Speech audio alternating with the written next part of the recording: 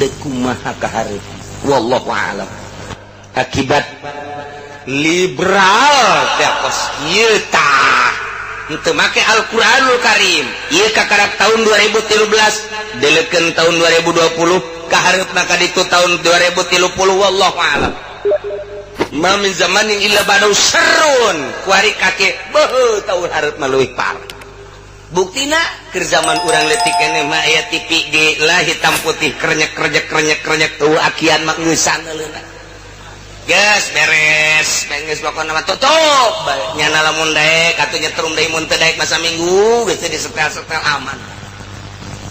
Kuari Allahumma ya rafi'ad darajat Allahumma ya rafi'ad darajat Allah billahi minasy syaithanir rajim. Bismillahirrahmanirrahim. Qad ja'akum basairu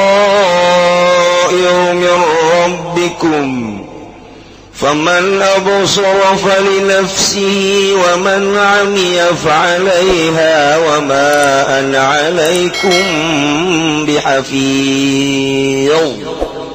Wallahu a'lamu bimuradi. Qad ja'akum teman-teman tegai sira kabeh basairu apa pirang-pirang hujjah jajun tegese pirang-pirang hujah mirabbikum saking pangeran sira kabeh faman absara maka sapa man iku ningali yaman ha ing hujah fa amana maka ngimankeun yaman fali nafsi absara maka manfaat kadue awak yang man absara tegese ningali yaman li anna thawaba yusari lahu kana satuhune ganjaran ningali yaman ikut tetep manfaat kadue eman wa man amiya andalan uti sapa man iku buta yaman ana saking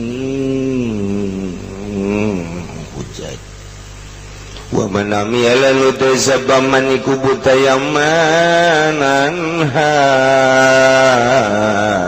saking Abdullah maka sasar yaman fa'alaiha wa baru idlali maka ikut tetap padarat ing atas nafsu utawi petaka kasasaran nia siman wa ma'ana lan oranana utawi ingsun alaikum ing atas sasara kabeh ikut tetap kalawat kang ngaraksa roki ditegeskan yang amalikum kadua pirang-pirang amal sira kabeh innama ana nadhir pasina utawi ingsun iku kang memedeni tadi wa man yal tasabba maniku buta yang mana saking absor atawa hujjat eta kan.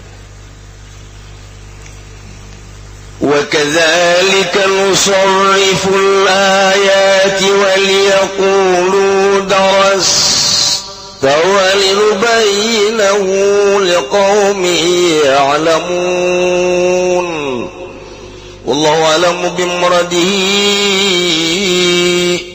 وَكَذَلِكَ لَنْ هَلَكَ ya mangkono ai kama bayana tegese kaya oleh martalakeun isun agung madzukira ing barang kang geus den tutur ya manusarifu martalakeun isun agung nu bayinu tegese martalakeun isun agung al ayat ing sake ayat lihat tabiru derpon yen gawe contoh ya nas kabewan yaqulu Andarapan yang tangaral ucap ya kufar kabail kufar tegese pirang-pirang kafir fi akibatil amri ing dalam akibat perkara darasta atau darasta zakarta nutur sira ahlal kitab ing ahlal kitab wa pikiratin lan ikut tetap ing dalam kirat madarasta ngadaras sira ay kutubal madinah tegese ing pirang-pirang kitab wong kang wis kaliwat kabeh wajita bihazalan tugas sirang Muhammad bihaza kalawan ikilah Quran minasaking kutubal madin walinubayinahu lan repon yang tamertalakan isun agung hu ing ayat liqaumi ya'lamun Aduh kaum kang weruh ya kaum kabeh. Walinu bayna ulan depan yang tamertalakan isun agung ing mabayan atau al-ayat liqaumi ya'lamun kada kaum kang weruh ya kaum kabeh.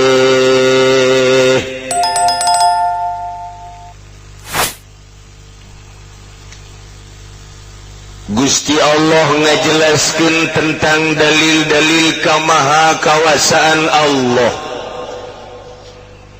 Diberi ayat-ayat ku Gusti Allah yang supaya yakin bahwa sonya bahwa Khaliq adalah Gusti Allah Subhanahu wa ta'ala. Dimimitian kamari ku Gusti Allah nurunkeun hujan ti langit teh Gusti Allah kade ayat sanggeus Allah nurunkeun hujan kemudian dampak tina turun hujan nabat kulli syai breng jajadian timbul hararejol pikaresepeun mata hasil tina hujan timbul deui sisikian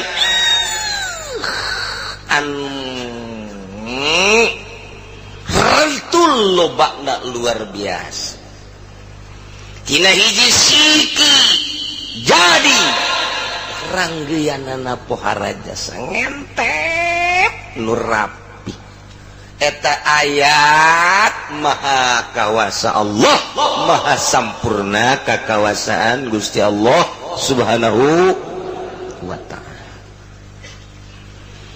Tina hiji pare jadi ranggeina pohara jasa rapi ngentep habam mutarakibah gandrung hiji jadi Masya Allah karim rapih jasa ranggeyanan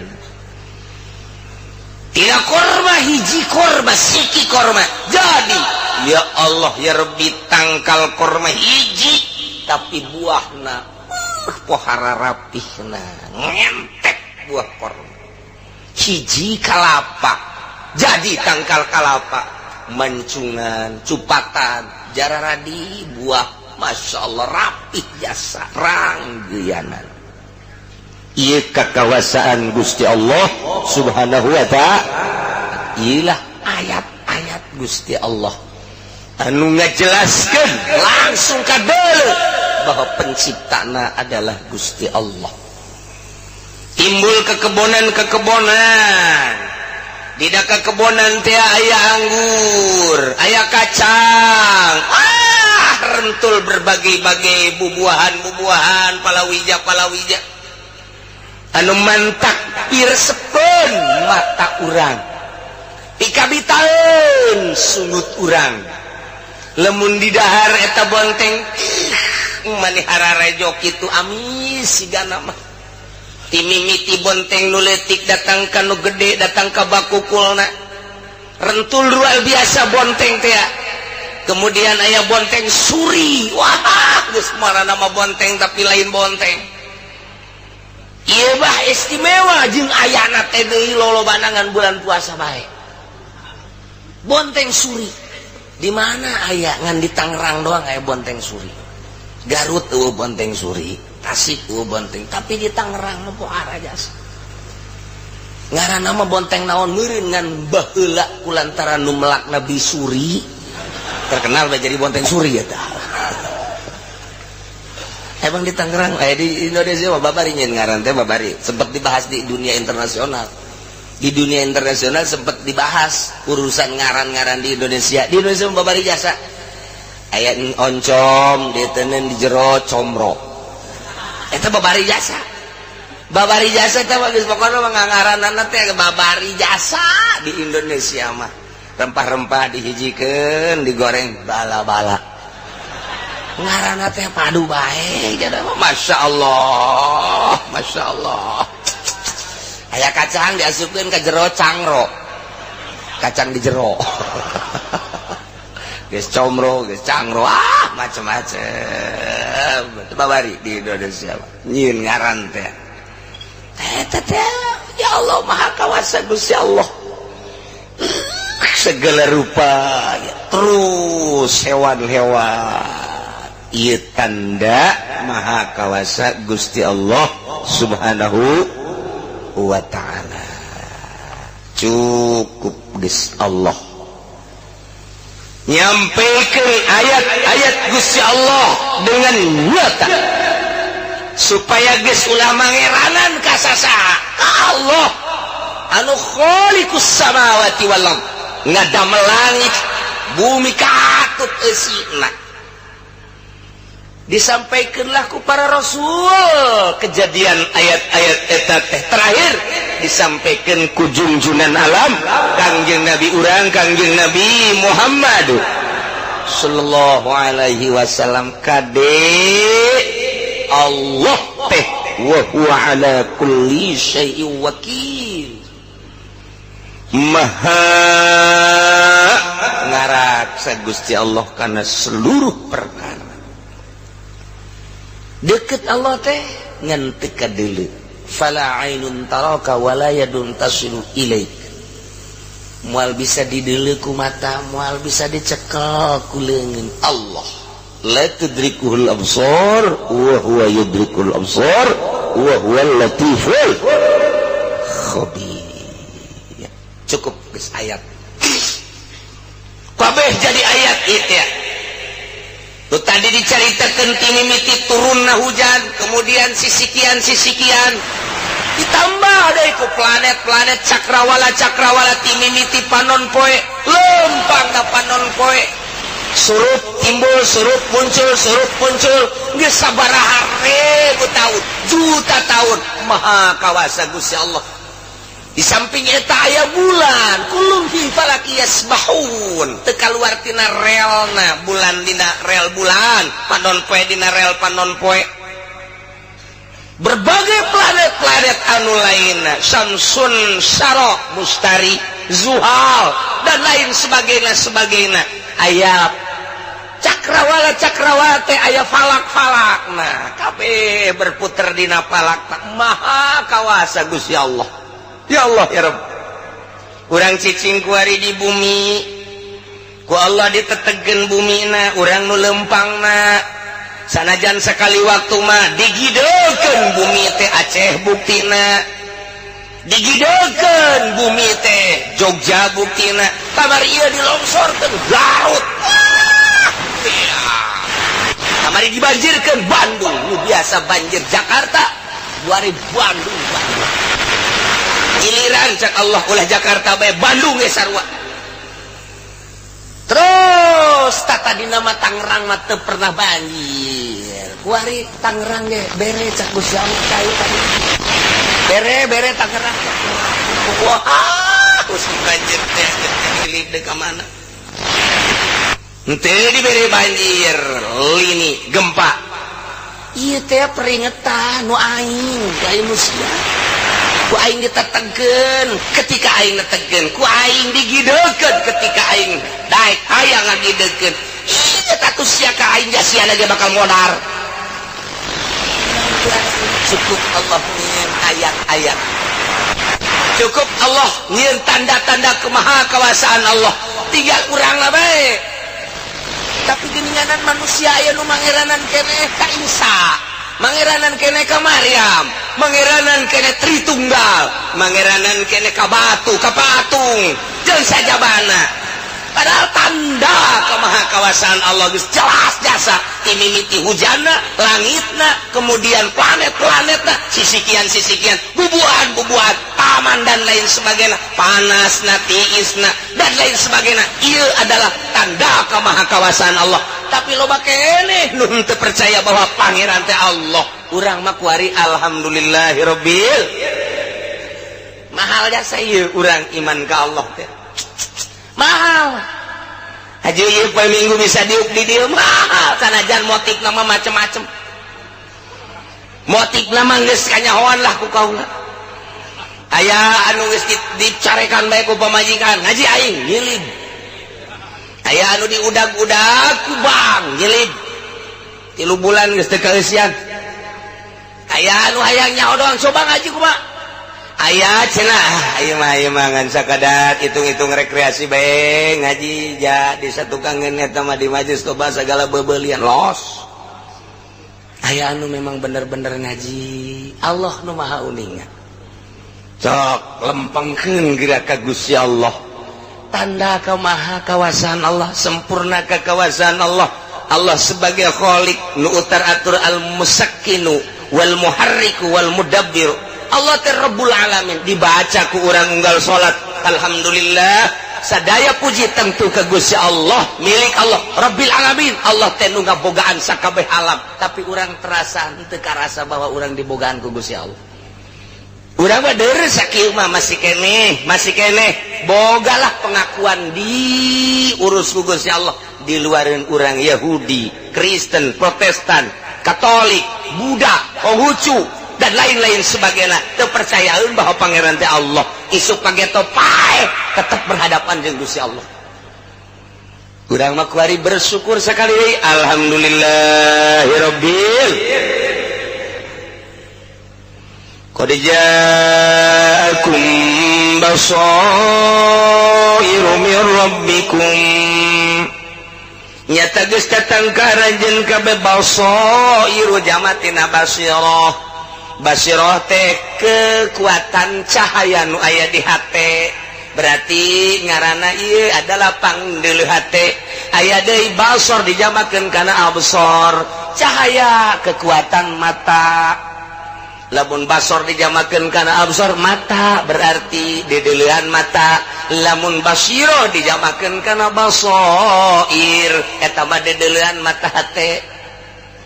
Ieu ku Gusti Allah dijelaskeun qad ja'akum basairu nyata datang ka ranjeun kabeh pirang-pirang dedeleuhan mata hate.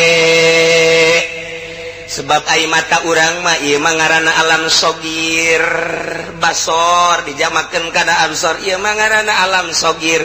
Alam sogir teh ketika urang muka mata urang nu kadeleungan sakadar sabelah dunia. Geh lamun eueuh hahalang ketika aya hahalang mah tembok jeung sajabana nu kadeleungan sakadar batas eta doang alam sogir moal kadeuleu ku urang ieu teh lamun aya hahalang. Ketika eueuh hahalang ge dedeleuan urang geus sakapangdeuleuna urang remeng-remeng kebelah dituna. Ieu dedeleuan mah alam sogir kos kieu mah. Tapi basirah mah ieu ngaranna alam kabir. Urang nama cicing bae di imah tapi eta karawang kacipta ku mata hate urang. Bengkolanana ge kacipta jasa di dinya aya kali terus lempang ka belah dinya terus belok kiri di dinya aya imahna Nyi Sarwiti. Urang nama di jero imah bae kieu kabayang irungna kadeuleu matana kadeuleu bibirna kadeuleu aya hunungan saeutik. Masya Allah terus make pakaianana lantaran urang Karawang mah dirinya make samping ketika nyana kahareup aya prak nyingsat saeutik kadeuleu. Kabayang ku mata hate Karawang, Bandung, Surabaya. Ketika urang merenung Mekah Baitullah kabayang urut urang teh oh di Jihad Sud urut urang teh oh di Bahut mah urut urang teh oh di Mispalah urut urang teh oh di anu kabayang bae mata hate. Masya Allah karim. Alam kabir basirah eta keur carita nu ku urang geus pernah didatangan urang pernah ziarah Wali Songo ku urang teh bisa dibayang-bayang mata hate mah pohara mata ieu mah teu kabeuleuh ku urang Surabaya mata hate mah bisa neuleuh basirah ngaranna bisa ku urang dibayang-bayang alam kabir basirah mah pernah ka Madura pernah urang ka Irak pernah ka Iran. Urang dibayangkeun mata ieu nama peureum tapi mata ieu na beuntak. Mata loba jelema teh anu peureum bae horengan anu dihudang nu dihandap nama hudang utek-utekan. Eta teh keur aya di alam kabir nya. kira di alam kabir orang di dalam hai siap perem tapi ya tanah hudang lalu ngomong nyedeker nerawang kadi itu horenganan sanajan perem eta horeng kermukaan baju mata batin nama kermukaan baju mukaan segala kitu BH dibukaan atuh otomatis dongkrak antik na hudang iyalah basiro nuleuwih istimewa deui lantaran orang percaya kana mugoyabat akidah mugoyabat ti Kangjeng Nabi bisa nerawang ka kubur mata hati orang teh bisa ka kubur di jero kubur Gusti Allah nu geus kadeuleu ku urang dibawa kadinya kemudian dikakalerkeun dibuka pipi urang ditempelkeun kana taneuh talina kabeh dibukaan dihijikeun dina suku dibuka suku teh kasunahan-kasunahanana teh terus dipasang tataban urangna peureum kieu bae tapi nerawang ka jero kuburan aing teh bakal kos kitu engke teh kemudian diteuneunnan gelung nu kuari mah teu meunang sambarangan anggel tapi engke mah tina gelung kuari mah teu meunang sambarangan pakaian teu meunang henteu diistrika engke mah pakaianana kos kitu boro-boro aya mode dikaputkeun henteu nerawang urang ka jero kubur masyaallah ieu basirah urang sedengkeun urang yakin jasa saenggeusna tek pasang tataban terus ditutupan geus ditutupan dipincakan anu kamari ieu mah guru urang teh dimule-mule ku muridna kuari mah muridna nincakan taneuh madetan guru urang nu kamari ieu mah abah urang jeung mah urang teh ku urang dipuja-puja jeung dipusti-pusti ketika paeh mah ku urang dipiceun bae kaleuweuk ditincakan keuna padet saha ge kos kitu kemudian urang nerawang aing teh nu kos kitu teh bakal ngajopak di jero beres ti dinya baralik kabeh nu milu ka jero kuburan adalah amal aing nerawang basirah urang ka jero kubur bakal dituturkeun ku amal perbuatan urang selama hirup urang bagus bakal nuturkeun bagus da goreng bakal nuturkeun gorengna mata urangna peureum mungkin di kamar mungkin di kursi tapi mata teh urang terus ka jero mata ieu mah alam sogir teu kadeuleu nu kadeuleu tumpukan taneuh-taneuh doang ketika mata teh urang nerawang ka jero kuburan masyaallah karim peuheur rarasaan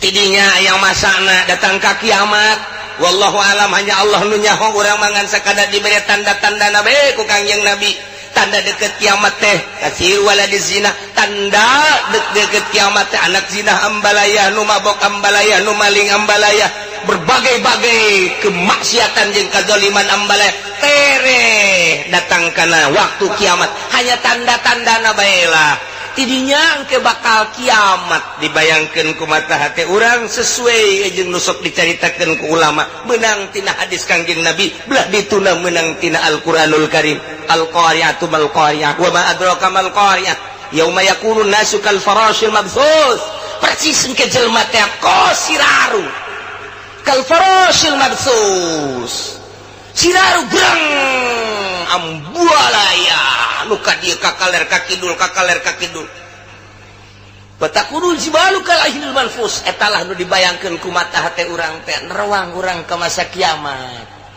tidinya langsung nerawang geus beres kiamat teh mata hate urang teh ka mauqif berangkat baas digiring urang teh ka mahsyar narangtung didinya mata hate urang datang ka dinya mata ieu mangan sakadar dedeleuan sakieu tapi mata hati urang di samping nu geus kurang kalaksanakeun bisa dibayang-bayang kemudian alam kubur bisa diterawang engke kiamat bisa engke alam akhirat bisa tidinya urang kakarak ka diri urang aya di mana posisi urang engke dina yaumul qiyamah aya di bawah bendera nu mana urang jaga di mauqif lantaran engke teh Kangjeng Nabi Adam boga bendera Kangjeng Nabi Idris boga bendera Kangjeng Nabi Nuh boga bendera Kangjeng Nabi Sulaiman boga bendera Ibrahim Musa Isa terakhir Kangjeng Nabi Muhammad kabeh boga bendera urang engke neuleukeun bendera ulah salah bendera urang mah la ilaha illallah Muhammadur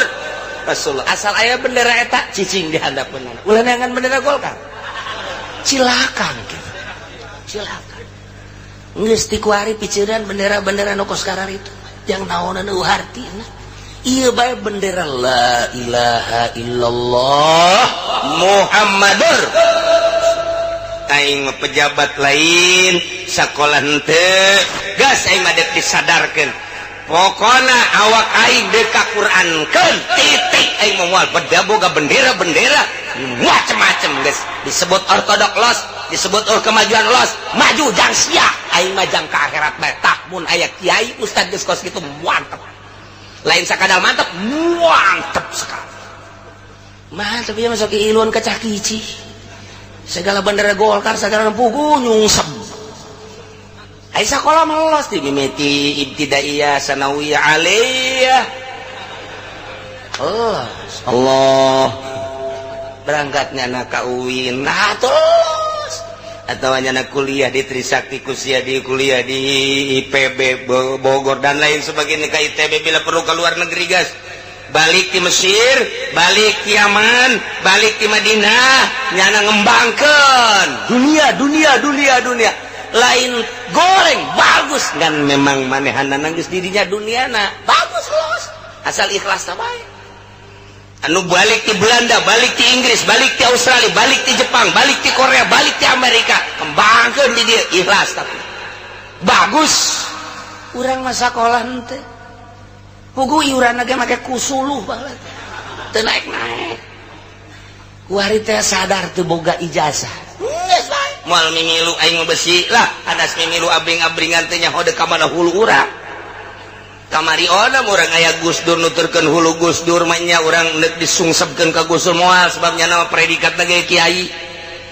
Kebelah dia ahli marifat nu nyahoeun mah ka Gus Dur pasti percaya penuh moal kudu disasarkeun. Dek nurut dek tenurut deres aya pamimpin. Kuari pamimpinna saha? Saha coba? Nu koneng teh nu koneng. Anu kieu. Hah? Tuh, dasar tegas kabere Abu Rizal cenah. Pamimpin engke Abu Rizal apa nyana bisa henteu nyasarkeun urang di agama maksudna. Ulah sembarangan. Hah? Bung Jenggot. Apa mual apa nyasarkeun apa henteu na wallahu a'lam ya kahirupannya na ge kos kitu kene di dinya ayeuna. Ayo coba jang milih ka hareup. Namun can jelas bakal mamawa negara ieu teh. Urang ulah kami milu abring-abringan. Sakola henteu naon henteu nyana nu ngeunah urang anu disiksa ku Gusti Allah. Ye cenah kieu atuh moal maju teman negara lah urusan urang mah kieu moal maju geus batur bae keuna maraju urang memilu wae. Moal maju ku sebab urang sederhana pikiran urang ka Allah bae. Nyana memperjuangkeun eta urang milu memperjuangkeun Allah. Wah, cenah kararabet moal menang duit eta sia. Kanyawan ku aing sia. Eta ieu duit-duit kana mah nih jualan toge. Anggeus beres deui leteran teu laku pikeunan los. Beres mana ieu bantu puguh jalur. Kudu puguh heula urang mah boga perhitungan kalkulator Al-Qur'anul Karim, kalkulator hadis, kalkulator Imam Syafi'i, timbangkeun make kalkulator eta. Ieu demokrasi akur henteu ieu kalkulator eta teh akur atuh ulah. Dieu cenah ieu mah undang-undang negara ngilu aing kan aing moal ngagugulukeun sebab aing bisa dicarekan ku Gusti Allah. Beres kan kos kitu. Atuh kos kitu bae cenah moal maju, alamun deuk maju tuturkeun aing jadi presiden. Je boga aturan parangsana. Siapa yang menjadi presiden? Atuh siap aya anu ngadukung mangan aing mangan saukur boga ijazah SD. Misalnya cenah cak urang luar negeri masa presiden ijazah SD, ya tuh masalah setuju mah kabehan. Kiai lamun neuk jadi presiden neuk naon rencanana? Hiji, neuk ngabangun kubah masjid se-Indonesia. Masjid dek dikubahan ku aing kabeh hiji. Jeunan munara ku aing.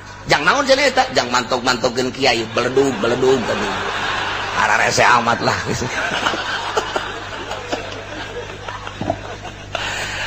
Baru-baru jadi presiden. Jadi camat geus hese. Geus ieu mah ibadah bae di jero nagara supaya tentrem ibadah sakitu. Boleh memilu. Nah cenah teu maju kiai mah, cenah kos kitu mah. Oke, ku aing dibere konsep maju sih ya, hayang ka neraka. Bere ku aing konsep maju. Ha, ieu basoir, nerewang urang.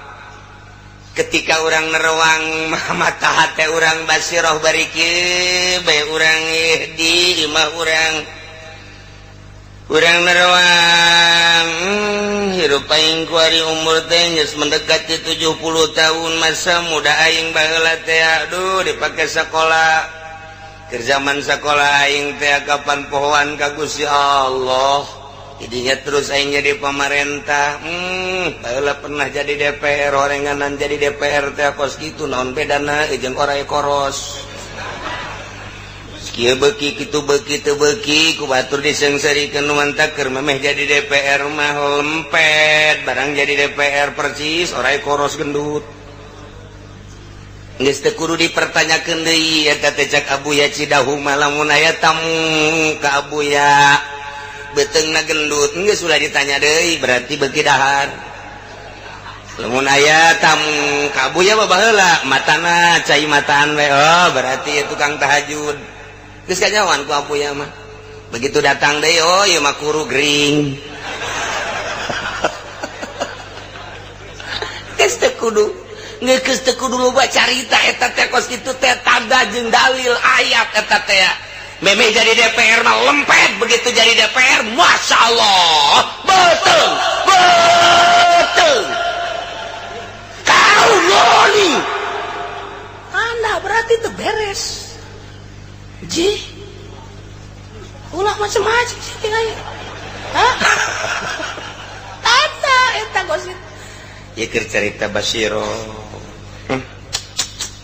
aing baheula jadi DPR percis orai koros mun aing ngaju paeh teu ditarima ku Gusti Allah Gusti Allah mah meureun aing disiksa aing ayeuna liwat ka tukang sate ngerecek eta sate dibolak-balik meureun engke awak aing kos kitu dibolak-balik ku malaikat ditusuk meureun percis kos sate digebeg-gebeg ngerecek ya kari mun aing datang ka teu dihampura baheula aing kerja di DPR baheula aing kerja di lurah baheula aing kerja di camat baheula deuh emang ai kahadean mah aya tapi teu sabanding jara rasaan teh jasana aing kerja di lurah lobaan korupsina dibanding benerna meureun benerna mah jurusan ka akhirat tu salahna jurusan ka neraka ieu mah keur carita Basiro nerwang ka alam itu asan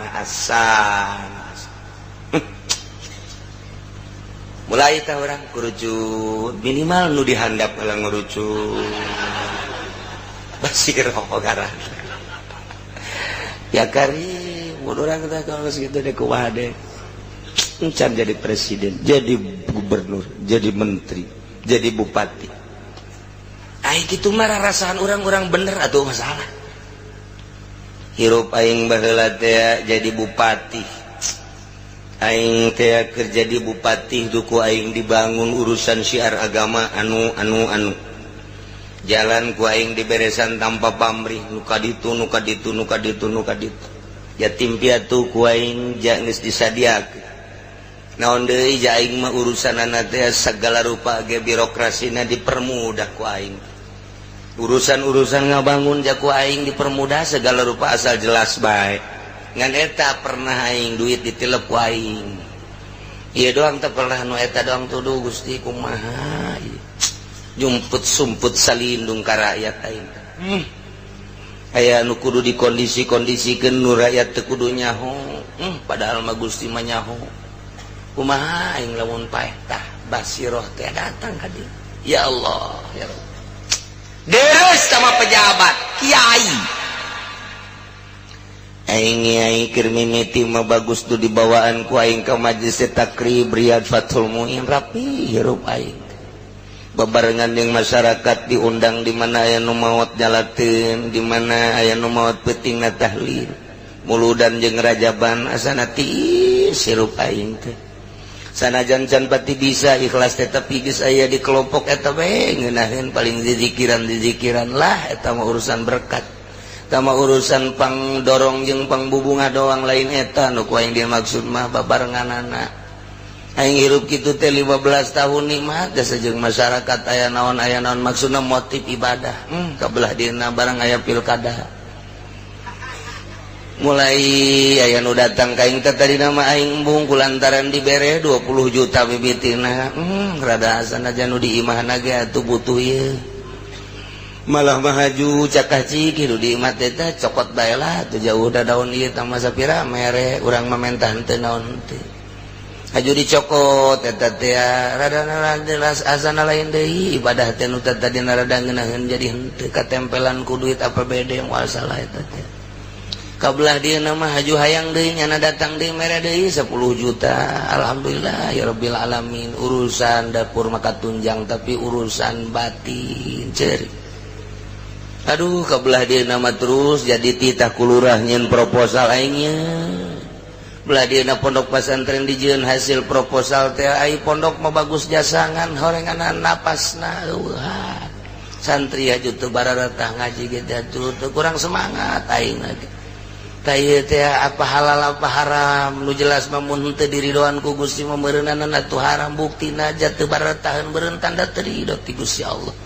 ieu kumaha tobatna aing ke jabejana kapan eta teh pan duitna duit perpuluh duit pajak sedengkeun cak Gusti Allah Kangjeng Nabi ngajelaskeun moal ditarima jelema nu paehna berdosa kecuali tobat ngan aya nu teu ditarima tobatna seluruh dosa bakal ditarima kecuali dua hiji sahir nomor kedua asyir hiji tukang sihir teu ditarima teh mah tobatna kecuali nyana ngesan tina ilmu sihirna ilmu teluhna nomor kedua asyir tukang nyokotan perpuluh tukang ngadahar perpuluh usur eta mah kapan ittifaq mutafaq alaih kabeh ulama ngaharamkeun perpuluh bah eta mah kajeun urusan pamarentah mah tapi pan aing kabeleteran pan aing nyaho ja aing sok maca kitab eta teh perpuluh teh kok aing make jeung hayang nu mantak asana teu ngeunaheun ieu ibadah teh neruang urang ka akhirat mun aing engke ditimbang amal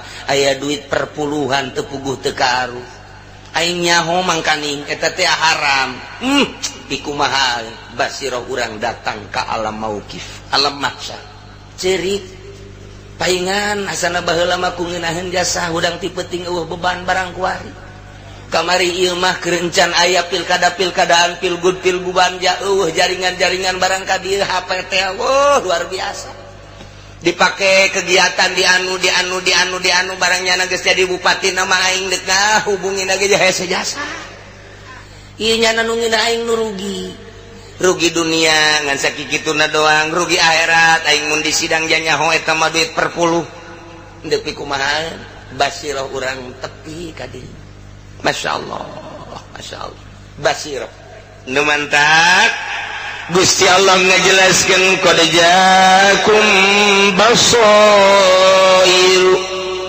tetapi dia dijelaskeun basair nabi bala hujatun hujat berarti tina basirah mata hate dipake kana hujah ieu basairna adalah majas tina pada luasna luar biasa jadi atuh kuari mah majaz ieu teh jelas jata karanjeun kabeh geus datang pirang-pirang hujah pirang-pirang dalil pirang-pirang saksi pirang-pirang mujizat langsung ti Gusti Allah anu katerwag langsung ku mata hate timimiti dalil-dalil anu tadi teh ayat-ayat anu tadi kuari geus datang ka anjeun kabehan tinggal di deuleu bae faman absara falinafsihi sajelema anu ningali make mata hatena timimiti make mata anu alam sogir neuleuh kajadian ayat-ayat Gusti Allah diselusupkeun ke jero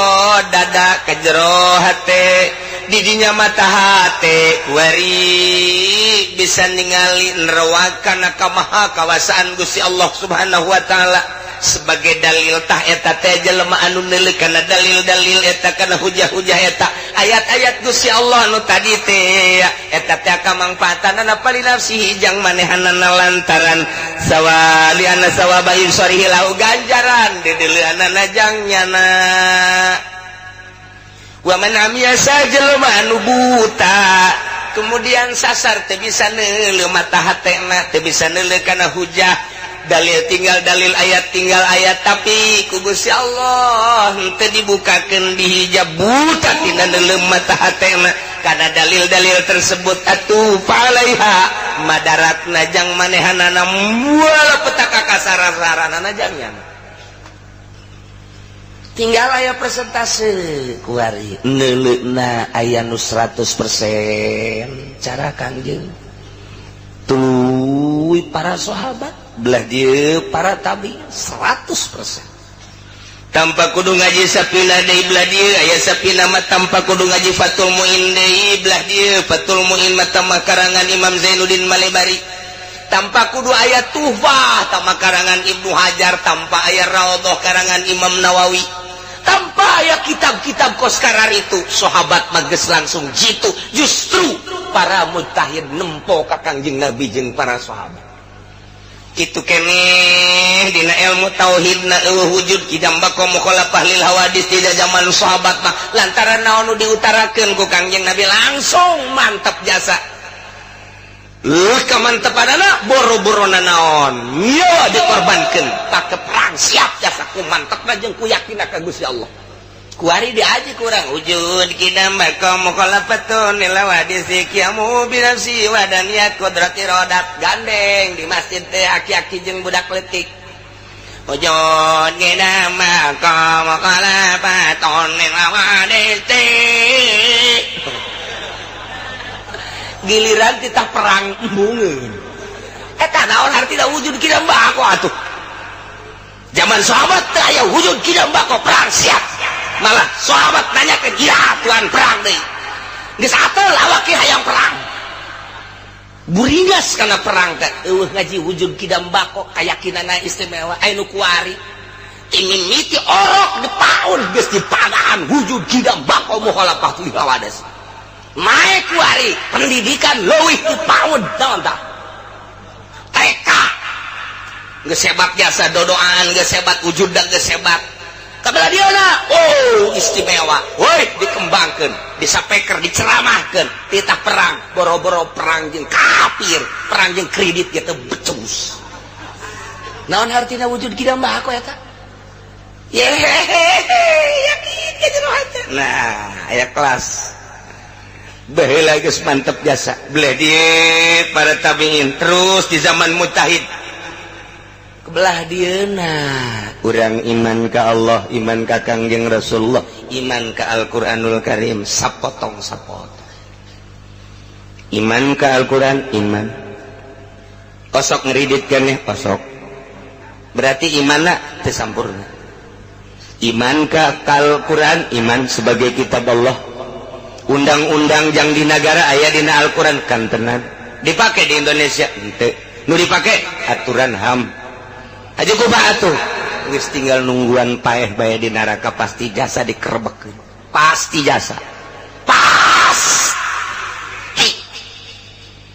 anu angkeuh kadinya henteu siap untuk merubah terus bae bidinya cicingna paeh rasakeun disate mentak lamun keur ngajabat paeh wah da geus aja atuh kudu kumaha iya tuh urang mah kieu bae rakyat retik urang mah nuturkeun bae hayu bae ja urang geus nyieun wakil DPR wakil urang bupati eta sebagai eksekutif pelaksana atuh urang mah sapira rakyat nyana atuh anu ngelola nyana anu ngarancang undang-undangna nyana siap ngarancang undang-undang nek aya Al-Quran ditempelkeun urang menuturkeun nek henteu bae atuh urang mah kieu-kieu bae ngan urang kan protes ka Gusti Allah Gusti ja Al-Quran teh aya tapi teu dipake nu mantak abdi mah Gusti sakadar sakikieuna bae ja rakyat biasa abdi mah tetep hayang salamet bae Gusti di akhirat sakadar ngomong bae ieu mah bahwa eta teh sabenerna mah henteu make Al-Quran abdi ngomong saksina aya Haji Mamun geus sakitu bae geus beres geus tuh sahaja lemah nu neuleuh karena ayat-ayat jeung dalil-dalil make ganjaranana mangpaat dajangnyana henteu silakan dajangnyana percaya ke Al-Quran sebagai kitab Allah percaya dipake henteu kabeh kisos geus teu dipake taruhlah eta mah kudu pengkondisian negara. Iya ya, nu sehari-hari. Ya ayyuhalladzina amanu, he jelema-jelema nu iman, peremkeun mata anjeun ningali dina nalikan neuleuh awewe nu diharamkeun tapan ieu mah dipersilahkeun kakabehan. Nyaho ayatna taguddu min absari, peremkeun di mana-mana neuleuh awewe. Kemantak cek Syekh Nawawi tanarate mah lantaran awewe mak wajib make jilbab ketika awewe teu dikondisikeun make jilbab lantaran nagarana di urang mah negara demokrasi atuh urangna kuari mah tibalik make jilbab. Nu mantak Syekh Nawawi mah lamun turun ka Indonesia sorbanna dikaluhurkeun ka dieu yeuna dikadiekeun cara urang Arab. Lo jadi awewe geus teu bisa neuleuh banget Syekh Nawawi. Syekh Nawawi nama neuleuh.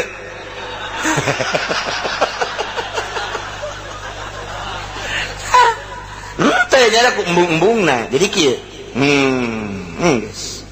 Jadi nyana geus teu bisa kadeuleuh beungeut nyana geus. Nyana teu dayang neuleuh batu tak awewe ge neuleuh urang haram. Jadi teu geus kieu. Beureum jadi wali. Urang mah awewe na terbuka, urangna dibuka, sebel genyeng. Atuh saya kumaha ada perzinahan kuari mah di mobil ge gambarna susu sok bogoda kieu. Gua lagi datang ka ngomong isi negara jadi kos kieu jeung sakurat teh ya. Kula sok naik mobil we dihareup kieu didalekeun we itu. Ke gambar mobil si kos karar itu heran aing mah, aing nu numpakna Ki Haji. Ki Haji nu numpakna Ki Haji. Ki Haji Blon. Bareng turun mah, ji, pana teh gambarna budak anak mah. Aju, atuh anak ge kula ge resep ieu. Dek kumaha? Geus puguh di HP. Bluetooth geus terus daratang ararasuk. Informasi luar negeri teh geus pertahanan. Kemudian kuari mah gambar terbuka di mobil model kos kitu. Gambar-gambar nu mengarah kana perzinahan. Nu zinah kuari mah lain ti kalangan muda bae anak bau ingusan ge geus zina. Budak leutik geus zina, kolot zina. Geus puguh kuari mah ka bangsa jarang-darang da atawa WTS mah. Ieu mah boga salaki terus bae perzina deuk kumaha kahareup. Wallahu a'lam. Akibat liberal teh kos ieu tah teu make Al-Qur'anul Karim. Ieu kakarang tahun 2013 delekeun tahun 2020 kahareupna ka ditu tahun 2030 wallahu a'lam. Ma min zamanin illa ba'dahu syarrun kuari kake beuh tahun hareup mah leuwih parah. Buktina keur zaman urang leutik keneh mah aya TV di lah hitam putih krenyek tuh akian mah ngeusan leuna. Geus beres, beres pokona mah tutup. Nyana lamun daek atuh nyetrum deui mun teu daek masa minggu geus disetel-setel aman. Kuari, wah distrik masuk desa colokeun segala rupana kalan lisik pemandangan teh bae kamari ieu mah kakarake datang ka nasional doang. Kemudian aya film-film barat ge lah, tapi film-film koboi nu kos karar itu kabelah dieuna luar biasa. Film teh tetep aya sensor malah Gus Dur jadi badan sensor film baheula teh. Reaksi seluruh ulama di Jawa Timur jeung Jawa Tengah lantaran Gus Dur jadi badan sensor film. Cak Gus Dur kalau bukan saya yang jadi badan sensor ntar pada lolos semua. Ternyata ketika Gus Dur jadi badan sensor teh bagus lah. Orang intina mah lain eta teh mengetahui tentang dunia perfilman. Cak Gus Dur, waduh neraka semua. Nyahoan Gus Dur.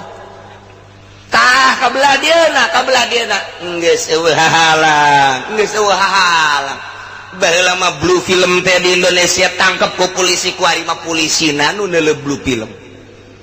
Siapa teh jawab blue film BF hararese jasa ayo geus sambalaya kuari mah teh dideuleuh ku budak dideuleuh atuh geus ngaji henteu rem can boga pemandangan kos kitu geus ambalaya. Wallahu alam kahareupna. Sata nu tanggung jawab kiai mah sakadar ngomong hati-hati zina tah RT tah nu kawajiban. Sial cek RT ka aing bae lurah tuh. Cek lurah teh mah nya aing kudu sorangan ka neraka camat atuh.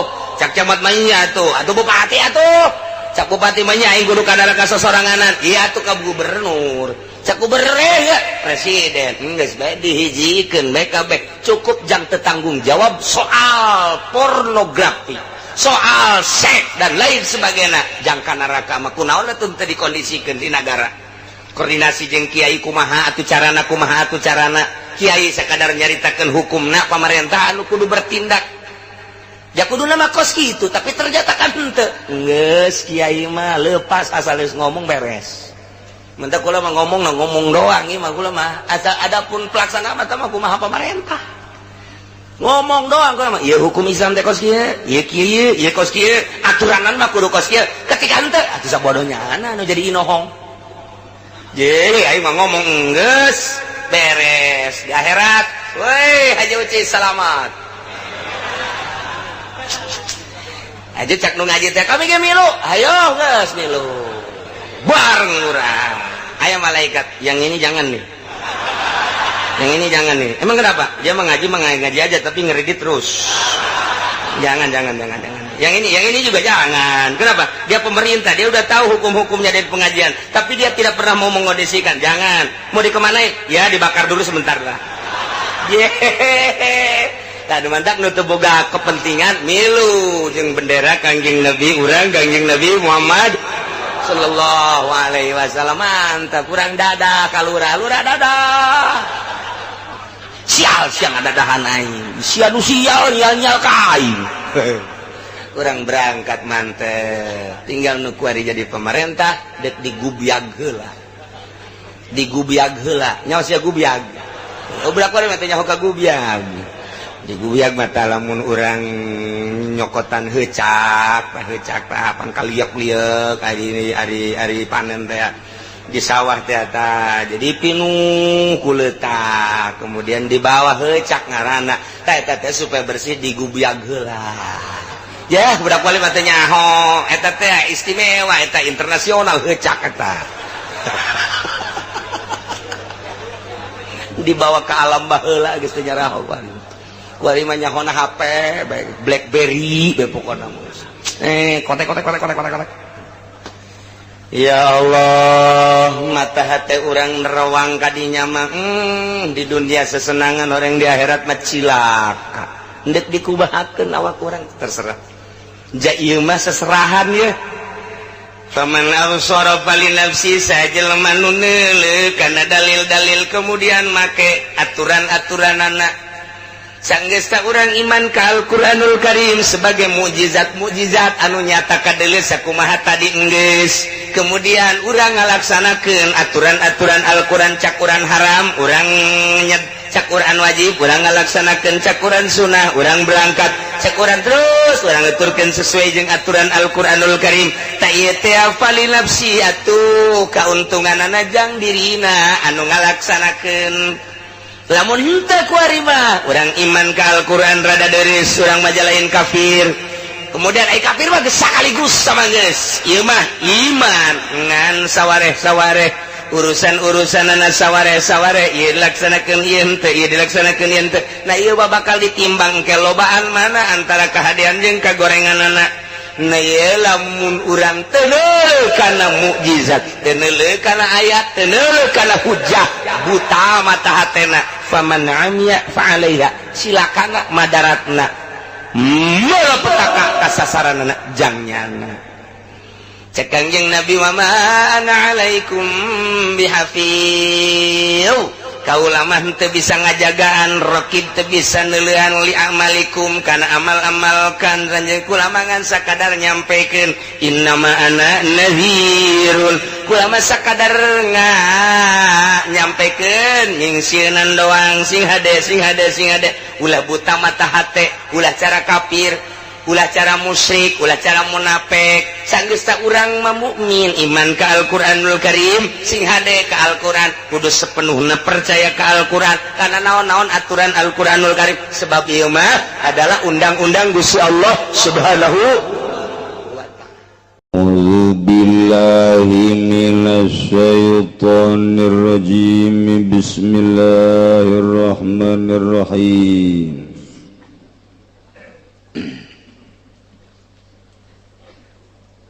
wa 'alaiha irda'u waladiha laba lan iku wajib ing atase utawi nyosoni ing anake allaba ing puhan wiwitan mabadahu gari-garing dalam sahusana yarda ilam yujad ilahi alamun waratin nemu angin sepaya wa ajnabiyatun atawa wadon kang bangsalian wajaba yardahu maka wajib panyosoni ing walad wa in wujidat alam lamun tinemu ya karane lan ajnabiyah lam tujbaril maka ora den paksa sapa mboke in ragibatu ayaman kuatu abi maka lamun demen ya malaiku iku kang dan tikah dening bapane ya walad Allahumma wa fil asai maka iku tetap kadua ya abi utawi nyegaing ing dalam munggu kawal asa kudu ngucap ingsun alasa oleh salahu manuha utawi kawal maiku waranana ikut tetap gadua abi utawi nyegaing asaha walak saruna lan wis toheken wing kau sapa ulama ke kabe wallahu alam lan uta Allah iku kang maha uning ini tafaqa magalamun mabakat ya karane lan abi wa darabat dan nyupriya umujada mitlin ing buruhan umpama ujibat maka dan subadanan ya al-fawqaha tawaing dalam zadu kuring ujrat mislin fala ujibat wa kadha intabarat ajnabiyatun radiyat bi'aqalla fil azhar wa kadha lan halika ikilahum lamun gawe karena Allah sabawadon gang bangsalian adawai daya ajnabiyah kalawan uburuhan kang leuwis titik kang leuwih kedik fil azharing dalam mungguh kaul azhar ila zaring dalam mungguh kaul azhar.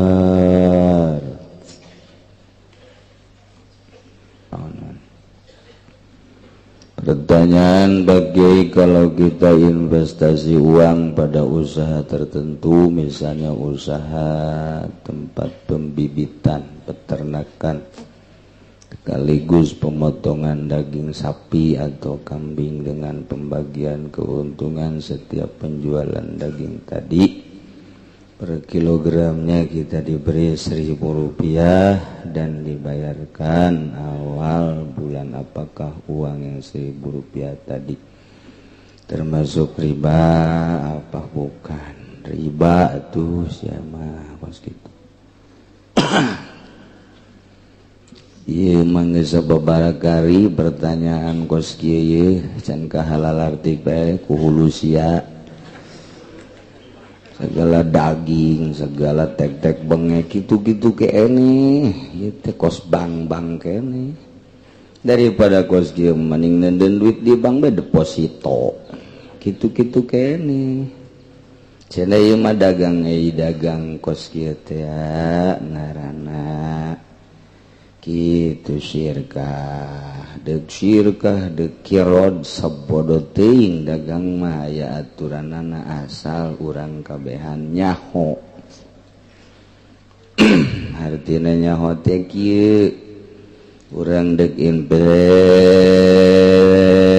di hiji perusahaan di NASA misalnya ulah letik-letik lah NASA lah urang boga modal pangletikna di NASA urang mah 1 miliar letik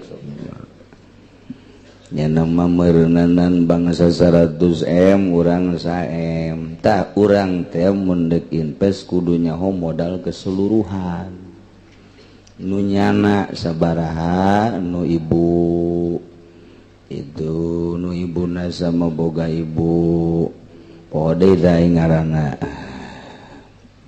nya urang 1 miliar nyana 100 miliar nyaho tah harga modal keseluruhan geus engkeuna untung babarengan rugi babarengan ke kalkulasi urang dek dibere sabaraha persen itu teteh mun cenah ieu bagina bagalna teh bagi 10 9 nyana urang hiji rugina geus kitu keneh nyana rugi 9 urang rugi hiji jadi karugi-rugina kudu babarengan ieu mah pan kos kitu teh hayang untungna doang per kilogram dibere 1000 ai modal kabehan nyahotan teu mun 10 orang jadi sering sabaraha duit kudu dikanyahokeun perjanjianna untung bareng rugi bareng kitu tah henteu teuk ceuli aing datang ka kitu bae ge cak aing teu mending nenden duit di bank deposito sakalian ngerebek ka neraka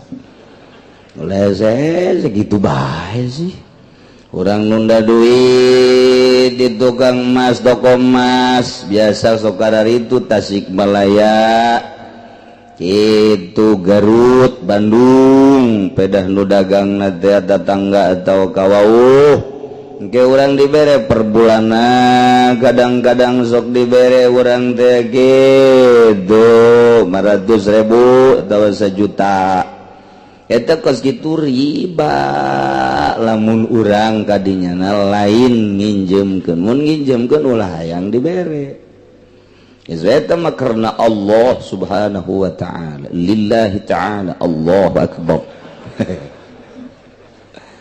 mun hayang untung atuh kudu pasini ye kula boga modal ye jecek tukang emas ayeuna urang babarengan ayeuna sabaraha dinya modalan ye nu kula ye adalah 100 juta tah nu bapa sabaraha kudu dikanyahokeun nu tukang emas tah sabaraha ai urangna doang mah nyaho itu teu jaho riba ngaranna ieu kudu nyaho nu bapa sabaraha nu kula mah 1 miliar oh kula mah 100 geus jadi engke pembukuanna tiap bulan kudu dikanyahokeun ku kabehan pan babarengan dagangna manya babarengan nu nyahona tukang emas doang urang henteu ih pikir atuh ku hulu sia ai babarengan kudu nyaho geus kumpulan nih 100 sebulan sekali atau seminggu sekali penjualan poe anu tanggal sekian ieu sekian tuh jadi sebulan keuntungan sekian nya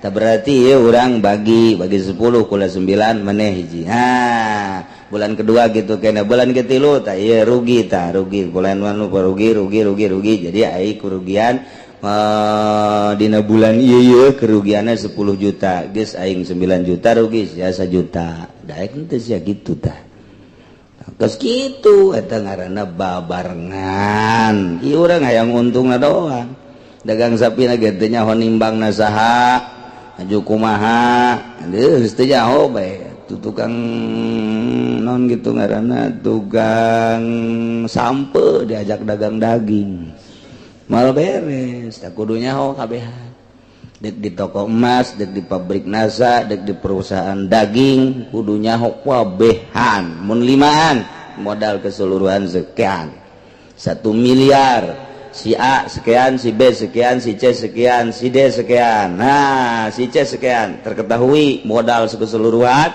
ti A B C D E tah kanyahoan wari ndek bagi kumaha itu geus untungna bareng rugi bareng ieu mah pan lain unda duit di toko emas sebulan ngalir giliran rugi bae dicokot pan duitna Pak gara-gara dia lah yang mesti kabulu bahaya cenah ieu duit dicokot embung rugi eta kos kitu riba geus dikieu-kieu riba bae kajian kumaha kecuali nuturkeun sakumaha tadi. Saya punya hutang sama orang tua tanpa diketahui oleh kakak dan adik saya sebelum sempat bayar kedua orang tua saya telah wafat. Bagaimana cara saya membayar hutang tadi atau harus diserahkan kemana? Gampang, kadiekeun bae ka aingkeun. Ahli waris nah tuh lantaran eta termasuk tirkah. Jadi bagikeun ke ahli waris bayarkeun heula aju bagikeun ka ahli waris Kemudian misalkan saya punya hutang emas 5 gram ke Ki Umar tahun 2010, tahun 2011 saya mau bayar tapi Umar minta diganti sama uang dengan harga emas sekarang. Apakah boleh menurut agama? Permintaan untuk menang baik hutang emas ngan ku emas deui. Mun tadina 10 gram bayar 10 gram deui. Tahun kamari hutang 10 gram ku ari 10 gram. Kabeneran hayang ku duit bae tinggal diduitkeun bae sabaraha duit. Ya geus kitu mah teh mah geus babarina deui. Geus beres.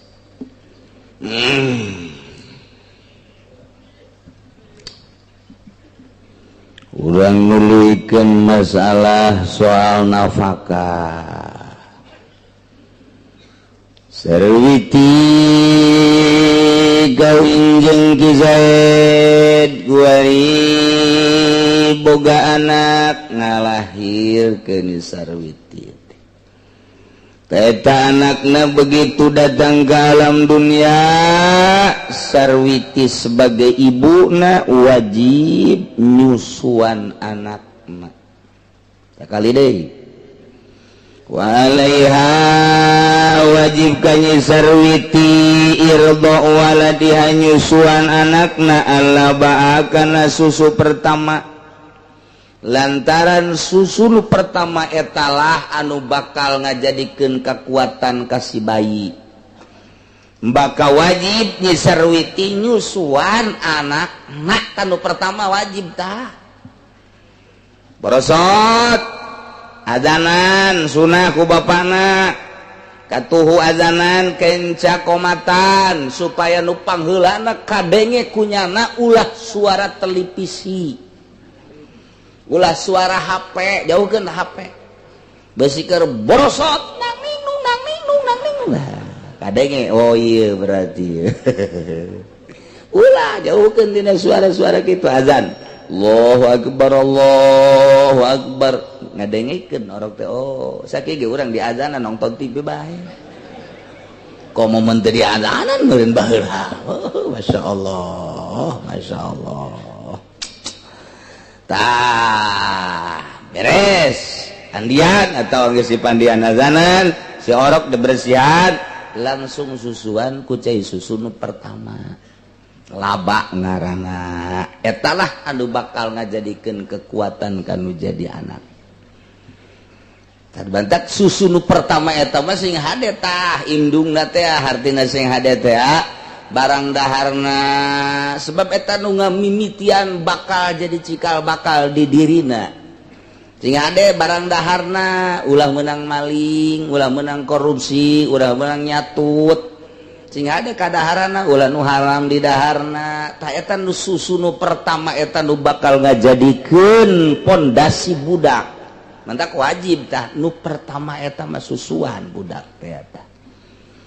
Ngade kuari mah geus teh darek nyusuan si indung teh geus bae langsung gak bung cenah langsung susu sapi geus bae make susu sapi mentek kagedena ge atuh geus bae nya teh aja ngarasa sapi anak sapi ka ditu teh geus kulantaran ngarasa anak sapi atuh neuleuh bikang teh ka dituna atuh ongkos sapi bae kumaha neuleuh bikang main ceklak bae eta gara-gara teh disusuan ku indungna akibatna nyana neuleuh mangsana teh sakumaha sapi bae geus eueuh kaisin tadina teh disusuan ku indungna wayahna sakari deui ka indung ieu mah kalah salaki mah teu kudu nyusuan teu kudu nyusu malah mayung nu kuduna ka indungna wajib nyusuan anakna begitu borosot lahir wajib tah si indung nyusuan anakna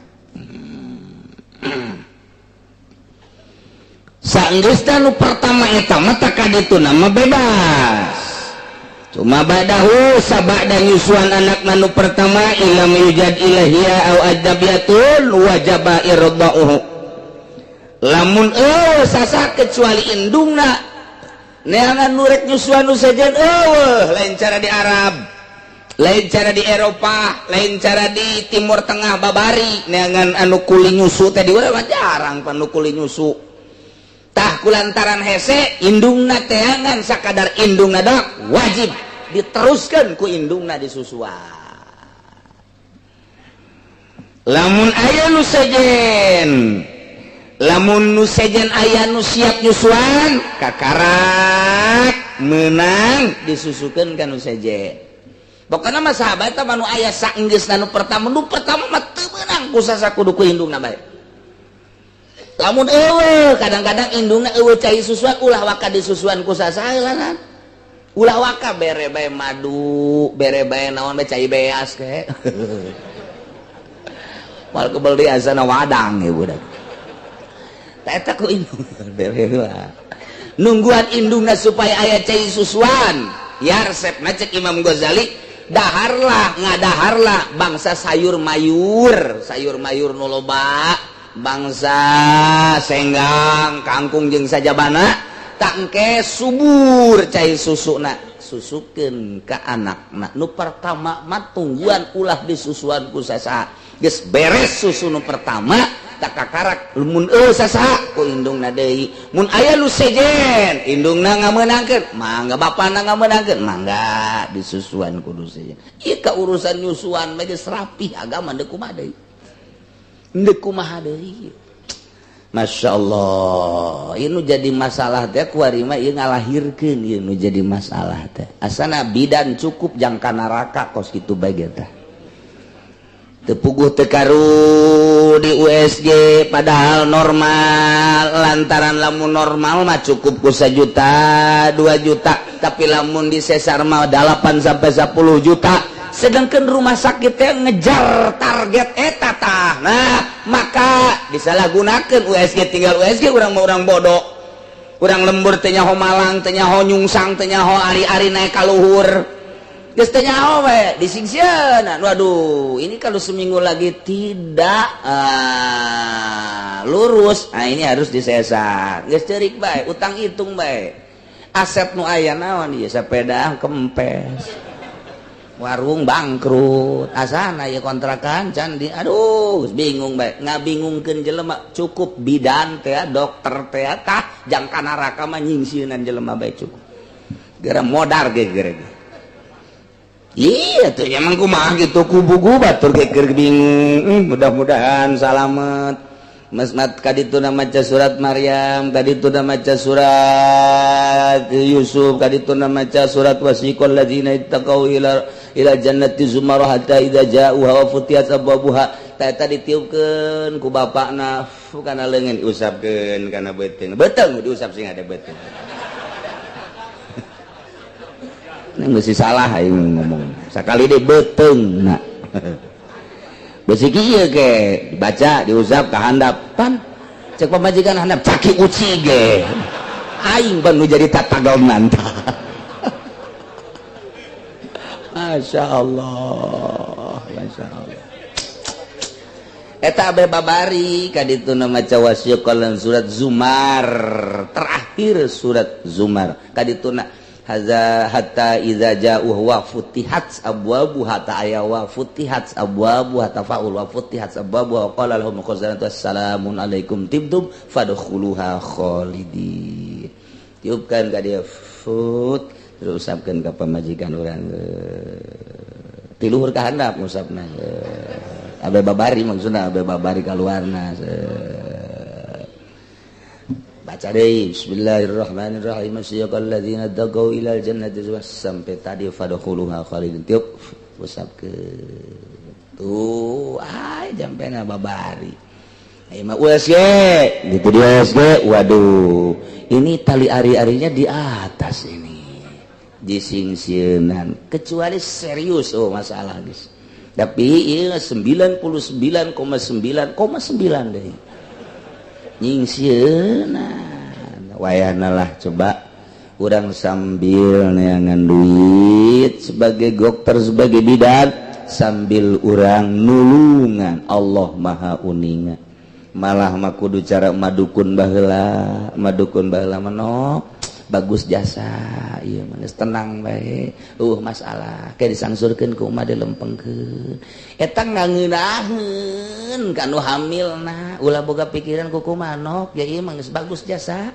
tinggal nungguan waktuna doang tuh geus nikmatkeun jasa ngeunaheun tah jeung emak dukun mah baheula teh kos kitu barang loba bidan WSG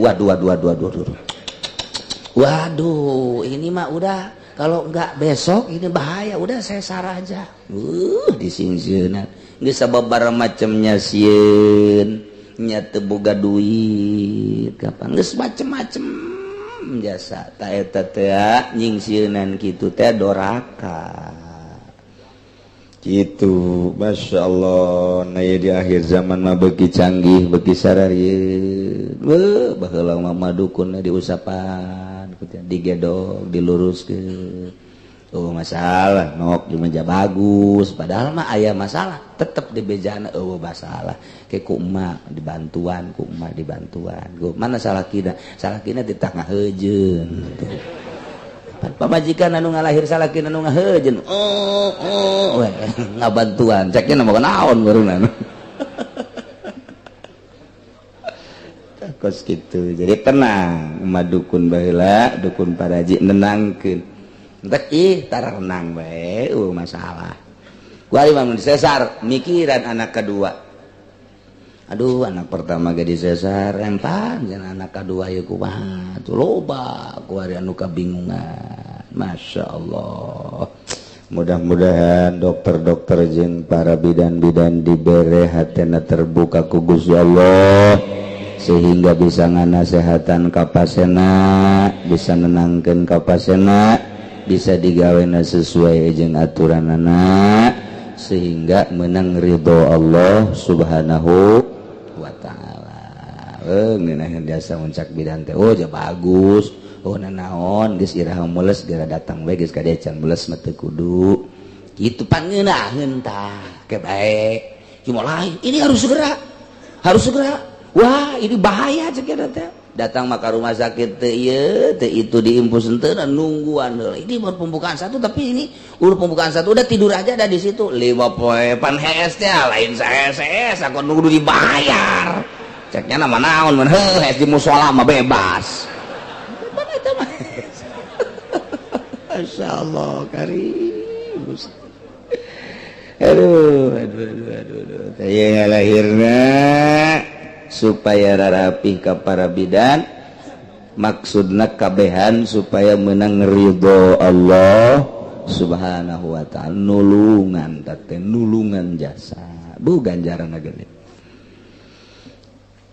lahir maka wajib indungna nyusuan anakna nu pertama eta nu kaduana katilu dan selanjutna mun eueuh sasangan aya indungna dong wajib indungna nyusuan atau aya nu sejen nah ieu terserah besi endek dikanu sejenkeun cara di Timur Tengah di Arab atau di Eropa ge loba nu kuli nyusu nah ieu dipersilahkeun wajib disusuan wa in wujidata tadi malamun eueuh sasa ilahia kecuali indungna wajib indungna nyusuan eueuh sasaha ila ajnabiyatun kecuali awewe nu sejen eueuh sasa ngan aya ge nu sejen dong wajib nu sejen nyusuan sebab mun teu nyusuan domadarat idror ngamadaratkeun cek syariat bisa maot mun teu disusuan wa in wujidata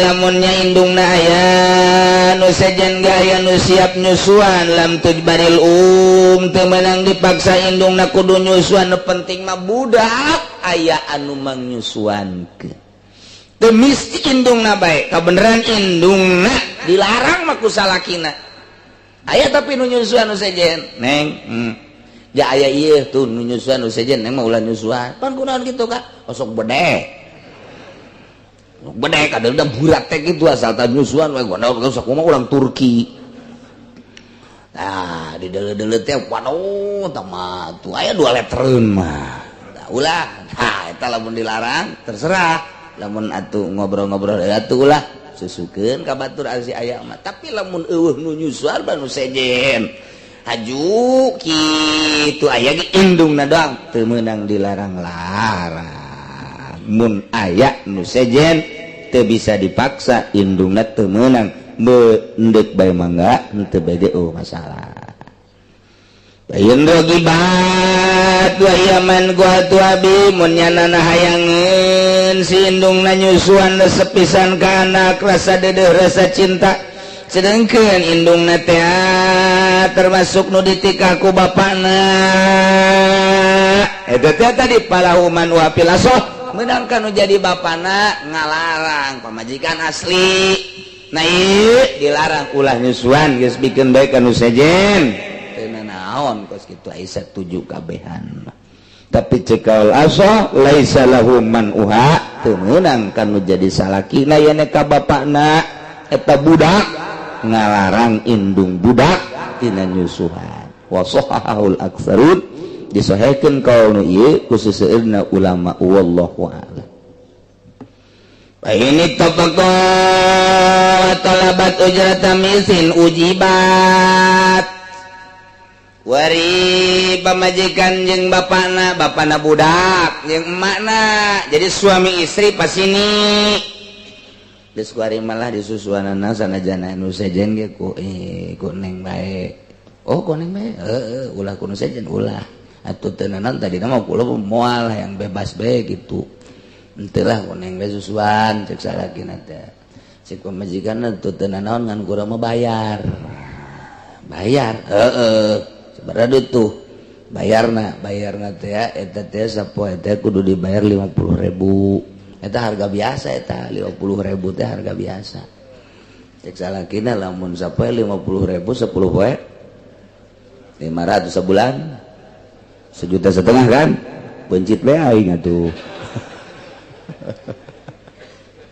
tadi lamun 1,7 50.000 bayar non gitu kan eta murah eta sakitu teh 50.000 aduh tawar jadilah 40.000 sapoe eta teh hayang dibayar si pamajikan anak nyusuan anakna teh nu tadina ja aya ieu batur mun batur mah tetep teu kudu dipasinikan wajib disusuan ku manehna ieu mah lantaran aya batur nu siap diburuhan eta teh meunang kan dikabaturkeun ku ari mah ditita ku salakina geus bae ku neng melah ulah ku batur atuh teu naon tapi kula bayar sapoe 50.000 aduh tawar jadi 40.000 wajib tadi bayar pamajikan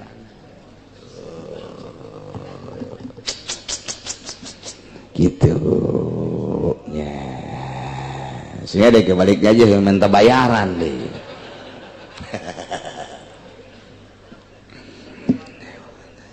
au fauqaha fala atawasaluhureun harga misilian saluhureun biasa kebiasaan awewe buburu teh buburu nyusuan 50.000 sapoe eta biasa geus bisa ditawar ke orang 40.000 iya bapak majikan anak yang dibayar sapoe 75.000 atau 100.000 tah eta mah kekeh ulah daek nyusuan anak ya tapi bayar 75.000 oh ka 100 mah eta teu wajib dicumpuanan kudu jadi bapakna lantaran mahal teuing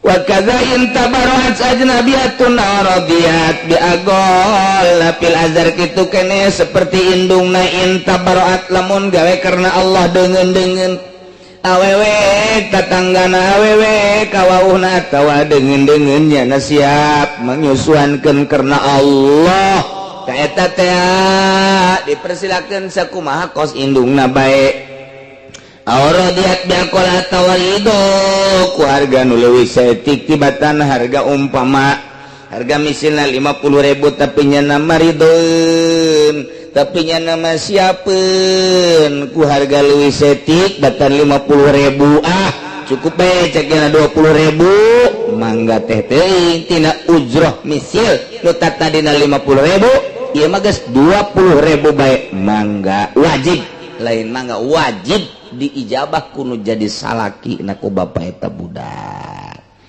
gitulah urusan nyusuan ya mantak kurang ke pemajikan kudu bager lantaran pemajikan geus mangnyusuankeun anak urang pemajikan atuh ka urang ka salakina kudu bager ganjarannya nak diurus kuno jadi salakina geus silih bala lager mantak naon jeung moal kebeli di alam dunia mah geus lamun salaki bager ka pemajikan bager ka salaki begitu maot ka salalorga kabehan pan indah jasa masyaallah coba mun salakina galak jasa jeung pamajikan nama sabar kamajikan anak ka sorga salakina ditinggalkeun ka puntennya kula mah ka sorga ti heula ji panatu sia meninggalkeun aing atuh bongan kakak baheula sok nampilingan kula ditumpakan ongko ditampiling ongko ban kula ayo mah kula mah jadi ditaka ditu ku malaikat ka sorga ji atuh kakak ditinggalkeun atuh kumaha kakak bae teh mah dadah cak pamajikanana bo budak didadahan ka sorga